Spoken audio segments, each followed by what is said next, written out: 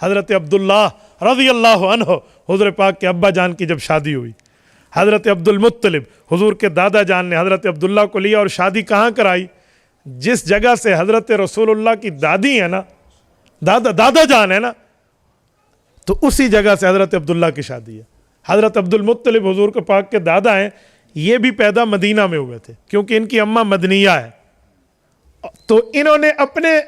10ویں اور آخری بیٹے حضرت عبداللہ کی شادی بھی مدینہ طیبہ سے کی، اپنے ننہال سے۔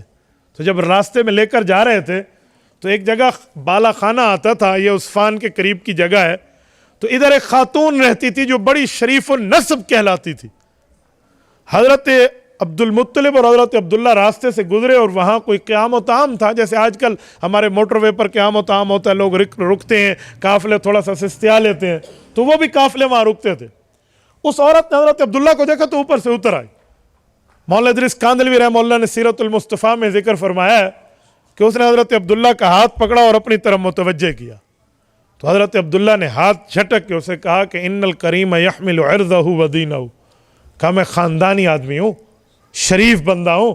خاندانی آدمی اپنے دین پہ بھی سودا بازی نہیں کرتا، اپنی عزت کو بھی نہیں بیچتا۔ اس عورت نے بڑا گلٹی فیل کیا اور وہ واپس بالا خانے پہ چڑھ گئی۔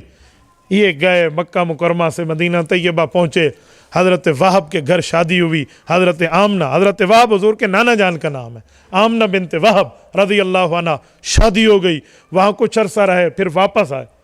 جب واپس آئے تو اتفاق سے پھر اس جگہ قیام ہوا، وہ عورت پھر اتری۔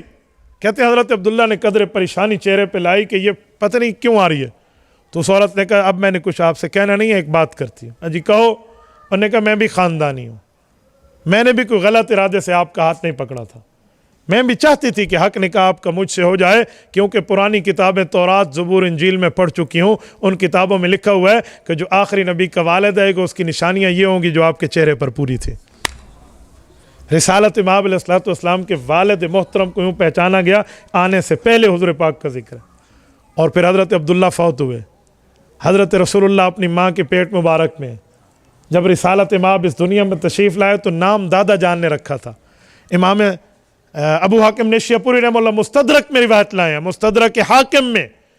کہ لما ولد النبی صلی اللہ علیہ وسلم سماہ عبد المطلب محمد، عبد المطلب نے نام رکھا محمد صلی اللہ علیہ وسلم، تو فقیل یا ابا الحارث ما حملک علی ان تسمی محمد، حضرت عبد المطلب سے پوچھا گیا آپ نے نام محمد رکھا، آج تک تو یہ نام کسی کا نہیں ہے، آپ نے یہ نام کیوں رکھا؟ تو حضرت عبد المطلب نے جو جواب دیا تھا وہ بھی بڑا سننے والا۔ حضرت عبد المطلب فرمانے لگے اردت ان یحمدہ اللہ فی السماء ویحمدہ الناس فی الارض، محمد کا معنی تعریفوں والا ہوتا ہے، میں چاہتا ہوں اللہ آسمان میں اور لوگ تعریف کریں زمین میں میرے پوتے کی۔